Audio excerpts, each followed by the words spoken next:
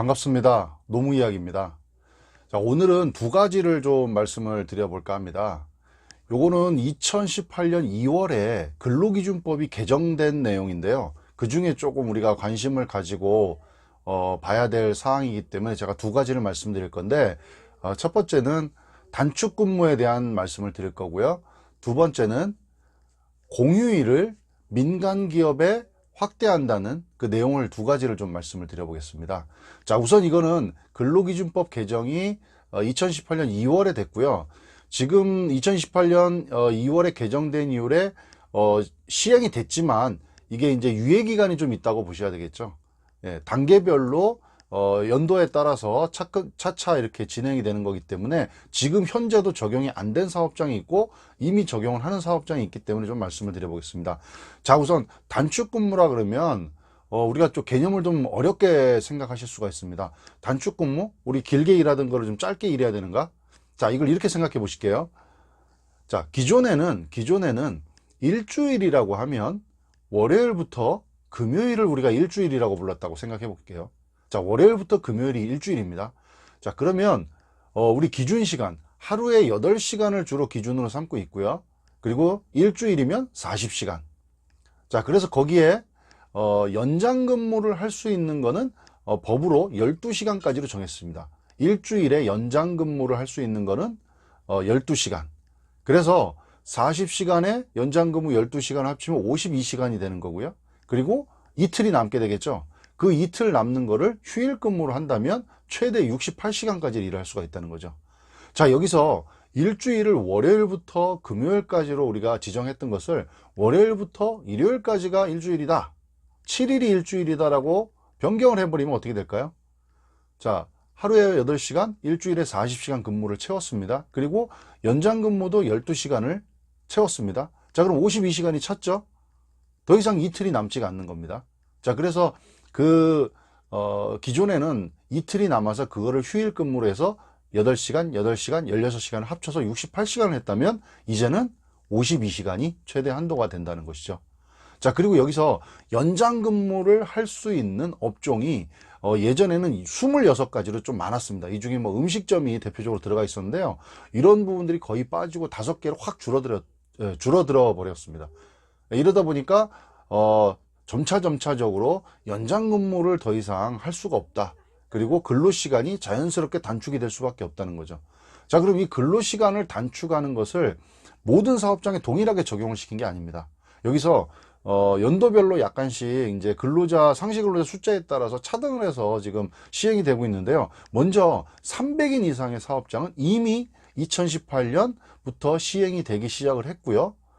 그동안에는 너무 급작스러운 시행으로 좀 유예 기간을 줬다는 거죠. 근데 2019년 4월부터는 이미 현재는 300인 이상 사업장 같은 경우는 이 단축 근무를 시행하지 않는다면 과태료나 벌금의 대상이 되고 있고요, 이미.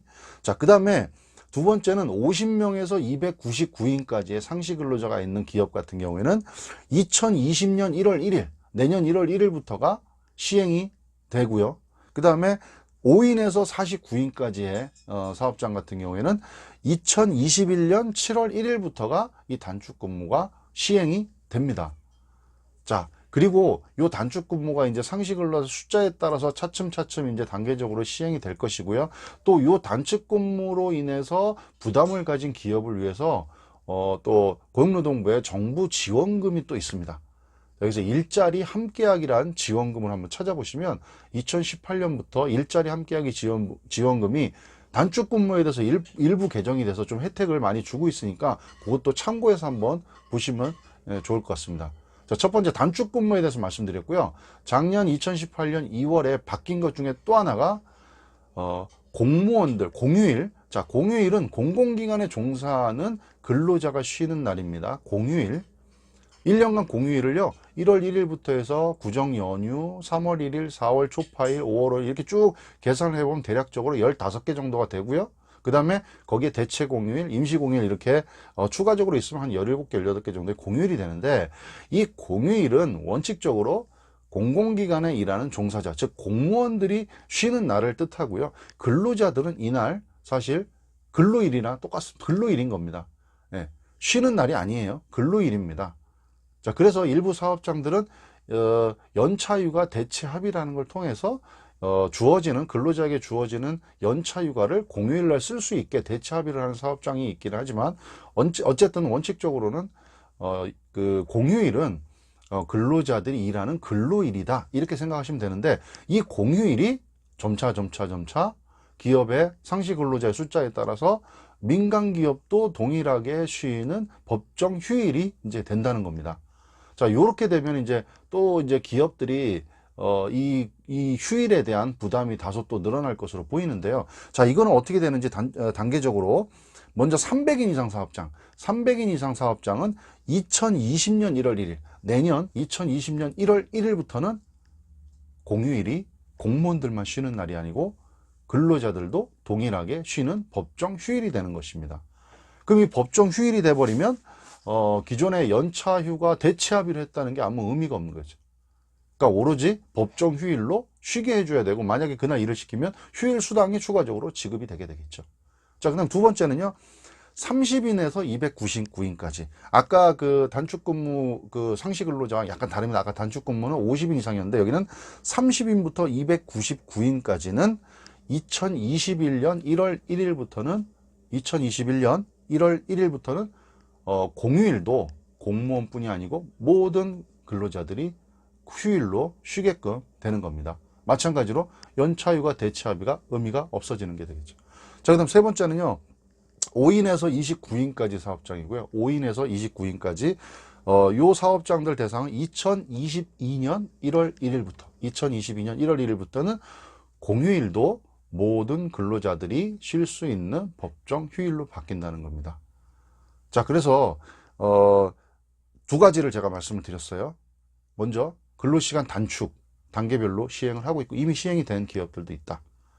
단축근무 68시간 최대 근무할 수 있었지만 52시간으로 줄었다.